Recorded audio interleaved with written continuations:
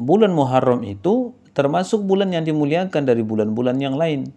Karena dia memiliki kemuliaan dan keistimewaan. Dan di antara kemuliaan bulan Muharram itu ialah yang pertama, bulan Muharram itu termasuk ke dalam 4 bulan yang suci atau yang disebut Allah dengan bulan haram. Sebagaimana yang Allah sebutkan di dalam Al-Quran pada surat At-Taubah ayat 36, Allah Subhanahu wa taala berfirman, A'udzu billahi minasyaitonir rajim. Bismillahirrahmanirrahim.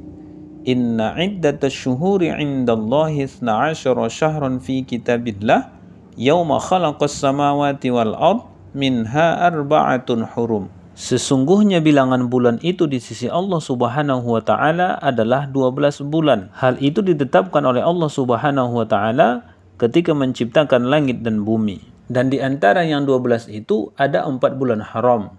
Kemudian yang dimaksud dengan 4 bulan haram itu dijelaskan oleh baginda Rasulullah dalam sabdanya yang bersumber dari Abu Bakar radhiyallahu anhu. Beliau mengatakan Rasulullah sallallahu alaihi wasallam bersabda, di dalam 1 tahun itu ada 12 bulan dan di antaranya ada 4 bulan yang haram atau bulan yang suci. Salah satu mutawaliyat yakni Zulqa'dah, Zulhijjah wal Muharram. 3 bulan berturut-turut kata Rasulullah, yaitu bulan Zulqa'dah, Zulhijjah dan Muharram. Sedangkan yang satu lagi yaitu bulan Rajab di antara Jumadis Tsani dan bulan Sya'ban. Hadis ini diriwayatkan oleh Imam Bukhari dan Imam Muslim.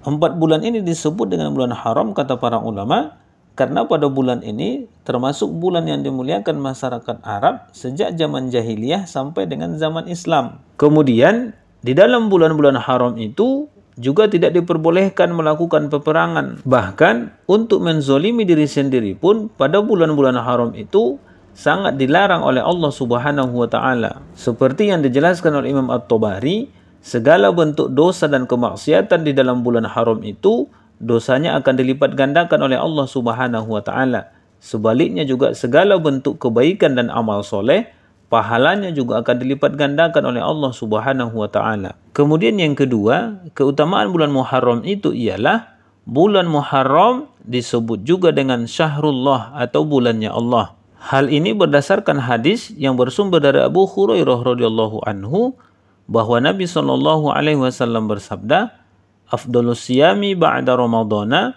Syahrullahil Muharram." Sebaik-baik puasa setelah Ramadan itu kata Rasulullah adalah puasa di bulan Allah, yaitu bulan Muharram. Hadis ini diriwayatkan oleh Imam Muslim, nomor hadis 1163. Imam As-Suyuti menyebutkan bahwa bulan Muharram itu disebut dengan Syahrullah atau bulan Allah karena nama bulan ini, yaitu Al-Muharram, adalah nama Islami. Beda dengan nama bulan-bulan yang lain yang sudah ada sejak zaman jahiliyah. Sedangkan nama bulan Muharram pada zaman dahulu adalah Safar awal. Kemudian yang ketiga, keutamaan bulan Muharram itu ialah pada bulan Muharram itu terdapat satu hari yang bukan hanya dimuliakan oleh umat Islam saja, tetapi termasuk orang Yahudi juga memuliakannya. Hari itulah yang disebut dengan hari Asyura.